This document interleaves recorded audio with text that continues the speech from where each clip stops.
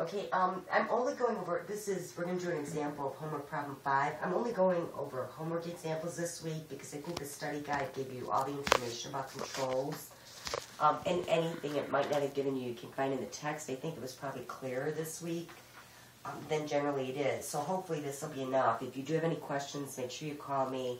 And I also want to apologize, I have a cold, so I apologize for my raspy voice. But what we're doing in example 5 is we're going to maintain a petty cash fund. So first of all, we have to establish a petty cash fund, and we're going to establish it for $160. To do that, we're going to debit petty cash. We're going to credit cash. Okay, on January 15th, we decide we're going to replenish the petty cash fund. So we have various receipts for various different expenses that went out in this petty cash fund, and we're going to go ahead and account for them all. So we're going to debit freight out for $50. We are going to debit postage expense for $40. We're going to debit entertainment expense for $32. We're going to debit charitable contribution expense for $20.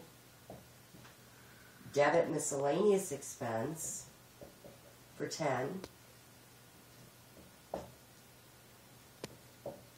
And we're going to introduce an account called cash over and short. We're going to debit that for $3. We're going to go ahead, credit cash for $155 because that's what we're putting into our cash account. What we had in our cash account at this point in time was $5. So, if you add up the expenses,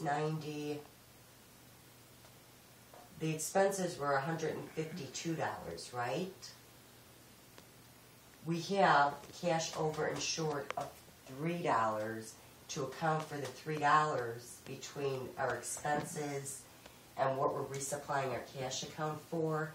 And that is just that our cash was short $3. It could have been something quite innocent. It's not a very large amount.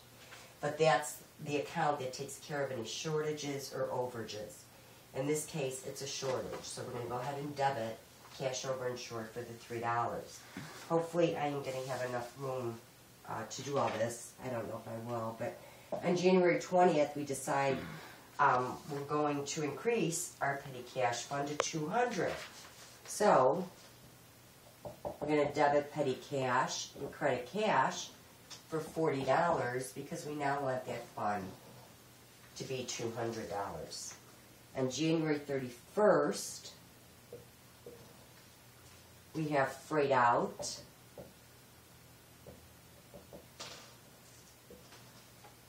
of $100. We have postage expense of $70. Miscellaneous expense of $25. The amount of cash we had was $8. Our expenses were $195.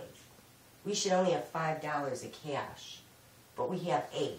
So we have an overage of cash in this case. So we're going to go ahead and credit cash for $192, because that's the actual amount of cash that we're going to be putting in. And since we have an overage, we're going to credit cash over and short for $3. And that's how it works. So you're going to have basically the same entries. I think you also have a travel expense, but that's like any other expense.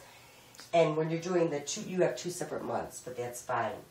Now we're going to post to our petty cash account, and we have two postings. Our reference is CP.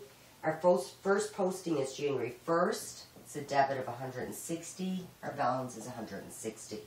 Second posting is January 20th. Remember, we decided to increase petty cash to $200, so it's a debit of $40. So our petty cash balance is $200. I think in your example it might have two separate months, so you'd write out the month again. instead of just the date, the way I have the 20. If it was, I think it's July and August, you just write the 2 months out again. But hopefully that explains homework problem 5. If you do have questions, give me a call.